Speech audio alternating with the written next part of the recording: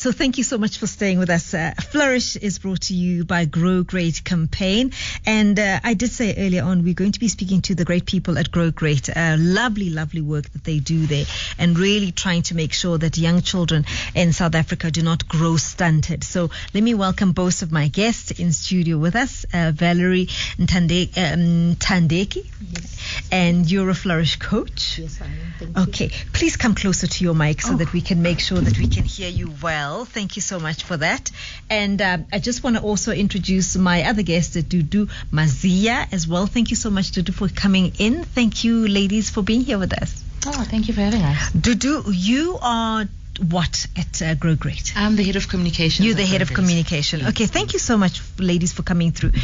We're going to be speaking about a very, very important milestone in the growth of young, babies, really. And you do work where from before birth, actually, where you look after women while they're still pregnant, and you take them through those journeys. How important is that phase of a baby's life, Dudu? That phase of a baby's life is so important because that's where cognitive development begins. That's where the conception phase is. And if that phase is missed, you're literally setting up a child for failure because they're unable to trace back and start rebuilding themselves once they've gone past that pivotal stage. So the first 1,000 days, as we refer to them, is when interventions actually take place to ensure that the child reaches their full capacity. And stunting deprives children of doing that. They're unable to reach their full potential because children don't reach their full cognitive capacity. They're unable to grasp basic concepts, and they struggle with day-to-day activities and being able to cope in class. And stunting is not only, in health, you measure stunting by height, but stunting doesn't only affect height. It affects the way the brain functions, development, physical development, and really creates higher risk of chronic conditions within children and as adults as well. I just want to speak to you, Valerie, because you're a coach. You see people on the ground. Yes. You get to interact with these mothers. Yes. Who many of them say, I had no idea that I need to start looking after my baby before I even meet my baby. Absolutely. Outside of my womb. Just the impact of you interacting with them and the kind of things that they get to take with them that they say are absolutely new to them. And what's strange is that, even a mom of 4 will come into our Flourish groups and will be like, I'm hearing this for the first time. I thought I knew everything. So we basically cover all walks of life, moms from all walks of life. So it doesn't really matter if you are a first-time mom, you are a young mom, you are an older mom, you have 3 other kids before, but all the moms always go through an aha moment, when we take them through the session. Every pregnancy has its own personality. Absolutely. Yes. So, Dudu, I think part of the biggest problem here is the socio-economic realities in South Africa. For some, it's not that they don't want to do the right thing. It's that life is hard. We've seen the stats. We know how difficult life is for many, many South Africans. Unemployment rife. People just don't have enough food to go around. So when you do a program like this and you try and meet this need, how great is the need? The need goes beyond great. It's actually a priority. And it actually should be a government priority. That's how great it is. Food insecurity is a real problem in South Africa, and currently malnutrition is a core driver of stunting within children, and malnutrition is driven by either chronic hunger or eating the incorrect food that doesn't have the correct nutrients inside. And we're looking at high carbs, high fat, just to feel satiated, but ultimately we're just building another chronic disease in children as well. So it's just not only important work, it's a priority that government should really take the lead on. And with elections coming up, we're really hoping to see those manifestos really talking about food insecurity and what they're going to do for our children and for the country. And that's how serious the issue of stunting is, because ultimately it's not about solving the problem of now, it's about solving a generation of children who should be more upskilled, more employable, more attractive. We're building entrepreneurial minds, and you can't build an entrepreneurial mind if a child is going to class hungry. They're unable to think, they're unable to grasp concepts. Then we are building a hungry nation, and the hungry nation is an angry nation. And that's not the South Africa that I think our forefathers fought for. for. You've been advocating for a food basket that we should all be talking about right now, but all those policies are taking so long to come through. Why do you think that is? I think those policies are taking so long to come through only because of there's the private sector and then there's also the public sector. And, when there's profit in the picture, it's very hard to almost drive through. Because you want them zero rated. We want them zero rated, or at least, drop down by 30%. And we're currently not getting that because as much as vegetables are currently zero tax rated, potatoes are expensive. Have you seen the price of potatoes? Yeah. Basic foods like maize meal, the price is expensive. And our grant currently is 350 Rand. Our basic income grant is 350 Rand. And the child support grant is about 540 Rand, which is below the food poverty line. The food poverty line is currently sitting at about 740 Rand. So that's still not enough to feed a family of two. So it's either the food prices go down or the grant goes up. And currently, looking at our current economic situation, we can't afford to raise up the grant. We really can't, because we're already struggling to even pay out some of those grants in other instances as well. And we've seen that with the basic income support grants. What comes through when you speak to the ladies, Valerie, on the ground? What seems to be the hardest, the biggest stumbling block for them? In terms of nutrition, obviously, we are in a country where our unemployment rates are already very high. So also with the effects of COVID, people are just struggling throughout. So moms are really, really struggling to feed their babies. And I think also just the lack of support. For instance, you would assume that it's free to breastfeed a baby, a newborn. But, most moms don't understand the importance and the repercussions. It has not just been positioned as something fashionable to do. It's something that's looked upon as old-fashioned and so forth. Every mom wants the latest brand of the bottle, feeding bottle, and all of these factors. So basically, the lack of support, of which that's where Flourish comes in. We try and support the moms to, make better decisions and take more informed actions in terms of feeding. But then again, it's well and good to support a mom and encourage a mom to breastfeed. I was going to say society in general, doesn't have that embracing way of seeing some of what is really important for the child and the mother. Absolutely. And also, again, going back to the issue of unemployment and poverty, it's well and good to advocate for exclusive breastfeeding, but how do you encourage someone who is hungry herself to breastfeed? Yeah. And so how are they coping with, I know that there's the support that you give as Flourish, but how are you finding mothers are coping out there? Who are they coping? I would say people in general are resilient. There is that resilience that comes, naturally, especially when you are a mom. You will fight to, not only to just survive as yourself, but to also make sure that your offspring survives. So it's just the general resilience that people have that helps them cope. The stunting that we speak of, I think sometimes it's very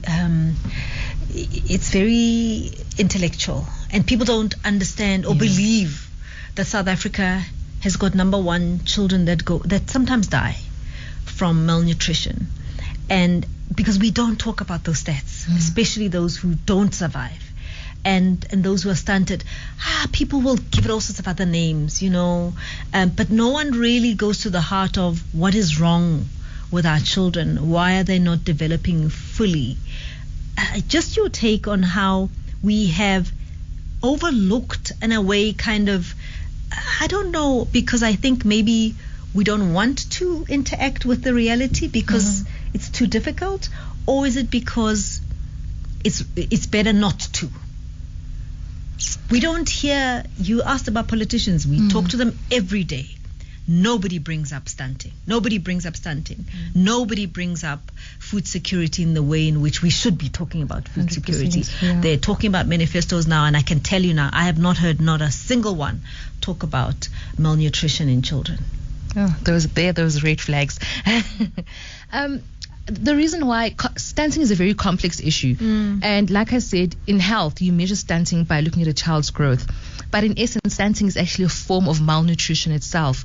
So we often look at obese children and say, oh, that child looks so healthy. Meanwhile, that child is actually stunted and obese and more likely to develop. And malnourished as well. So it's such a complex issue. And because a child doesn't say on a death certificate, it doesn't say cause of death, stunting. It'll be acute malnutrition. It'll be something else. So it's easy to actually avoid the topic. Unlike we've seen with other diseases like, HIV and AIDS, where you know what the cause of death is and the numbers were slightly higher. So people were able to take action. It's easy to kind of push it underneath the carpet and try and avoid those issues around malnutrition and the burden that it actually has on the country. But it's something that has been kept quite for so long, and that's why as Grow Great we're advocating for stunting and malnutrition, actually having interventions within the first 1,000 days, because that's the most critical stage of a child's life. If so many people are going hungry, which we know to be a fact, why are so few people talking about it? People don't know enough.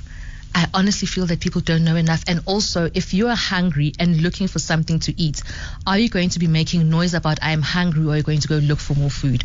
You are going to try by all means to go look for your next meal and try find a way and means to survive. And people's priorities right now are just to make it to the end of the day and to survive, and really not fighting and looking for food. And that's where we come in to say, but guys, meet us halfway. Let's advocate for the double discounted food basket. Let's really help empower our communities and empower children as well in the long run. And it takes a lot for someone to admit with pride that we are going hungry. It takes a lot for someone to raise their hands, because it goes to dignity as well. And just to add on that, so it's a complex issue because again, it takes information. If you eat pap and soup every day, you don't think you're hungry. You just don't understand that what you're eating has zero nutrients. It's not feeding you. It's not going to the most important parts of your body. So you will not make noise about it because you're thinking, at least there's a plate in front of me. And all sorts of other things that you're feeding the children. I think you've seen those terrible, I don't even know what to call them. Yeah.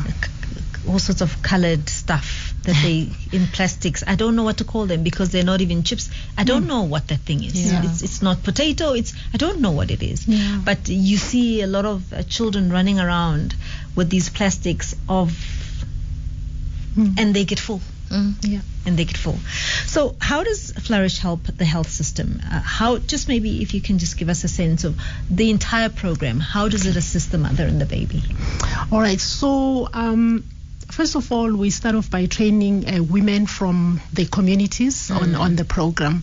Once they are fully trained and licensed, they will go back to their communities and recruit pregnant moms and moms with babies under 6 months old, and have them in these platforms where they sit around a table and they speak, on different topics.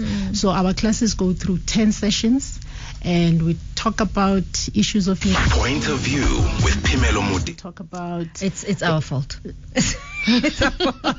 It's our fault. So sorry, Valerie. Go ahead. No problem. So we speak about the importance of early clinic booking. So basically connecting our actions or the mom's actions to the baby's outcomes.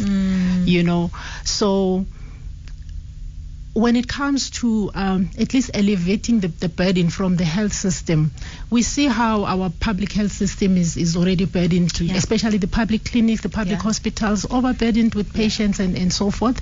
And the nurses there don't have time to, unpack messages and, They don't have time to teach you how to get the baby to latch on. They don't have time to do health talks. They're overwhelmed. They don't have time. And if it doesn't happen the first time, you give up, you cry, and you're looking for the next and you go buy the tin. alternative that's You full get of the sugar. tin. You get the tin. That is where Flourish comes in. So when we have, for instance, a session on breastfeeding, it's the moms, sharing these experiences that, I cannot breastfeed. And because they don't understand why it's not happening, they will just say, I did not have enough milk, so I stopped and whatever. So that's where we come in. We encourage on relactation. We encourage on, the correct ways of latching and, show moms these things practically, and they get to learn from one another also from different experiences, and they just and feel that sometimes supported. it happens. Yeah, it does. It does. Sometimes it happens. There's nothing wrong with you. Absolutely. And you just, how long are you with the mother and the baby for? So ideally for 10 sessions for each program. So if it's antenatal program, we'll take them through 10 sessions with different themes. If it's a postnatal program, so the first prize is to have them over 20 sessions, both antenatally and postnatally. Yes. But sometimes we meet them after they've given birth, and therefore we just take them through the postnatal program. And sometimes our antenatal moms don't get to do the postnatal sessions because then they have to go to work. They've got other life challenges after which is exactly where the society needs to be so aware of how we all actually play a role, not just the mother and the baby. All of us must understand, if you can give them leave, just a little bit more time with the baby to breastfeed a bit longer, all of those things come into play. So how do mothers listening get onto the program? The program is for free. The most important thing, it's absolutely free. There's no cost associated with it. And they can WhatsApp us on 060-073-3333. And there are 3 options on the WhatsApp line, and they can just choose Flourish. And then they can just follow the steps. It's absolutely free. It's 060-073-3333. And we're just there to support moms through the first 1,000 days with antenatal classes and postnatal classes. And hopefully we'll have a generation that's stunted free. Well, from your lips. From your lips, we all hope that becomes true. Unfortunately, right now, it's not looking very good. Thank you very, very much, ladies, for coming through. Really appreciate it. Thank you so much for having us. Thank you. So that conversation was brought to you by Flourish. Flourish is brought to you by Grow Great Campaign. Point of